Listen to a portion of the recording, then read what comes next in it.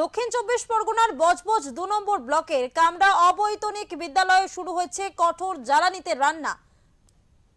গ্যাসের অনিশ্চয়তা, পাশাপাশি ৪৫ দিন গ্রামে গ্যাস না পাওয়ার সম্ভাবনা, সব রকম দুশ্চিন্তাকে মাথায় রেখেই কাঠের জ্বালানি দিয়ে রান্না শুরু হলো স্কুলে।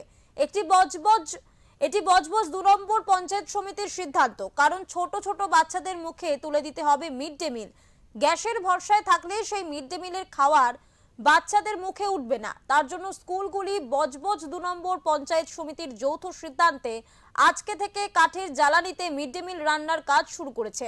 পুরো ব্যবস্থাপনা খতিয়ে দেখছেন বজবজ ২ নম্বর পঞ্চায়েত সমিতির সভাপতি বুচান ব্যানার্জি।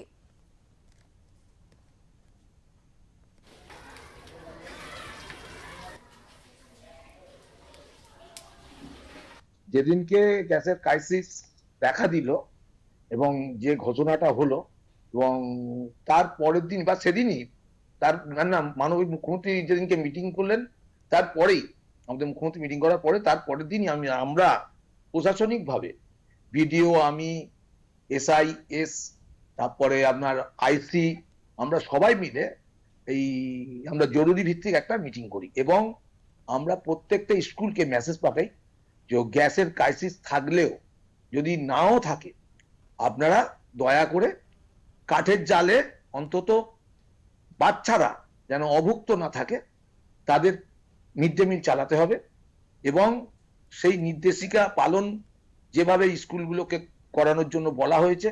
এবং আমি নিজে বজবজ ট্যুর, আমাদের মোট দক্ষিণ চক্রের স্কুল আছে, সার্কেলের স্কুল আছে 128, এবং তার মধ্যে SSK আছে, হাই স্কুল আছে এবং প্রাইমারি আছে, নিয়ে 128টা স্কুল।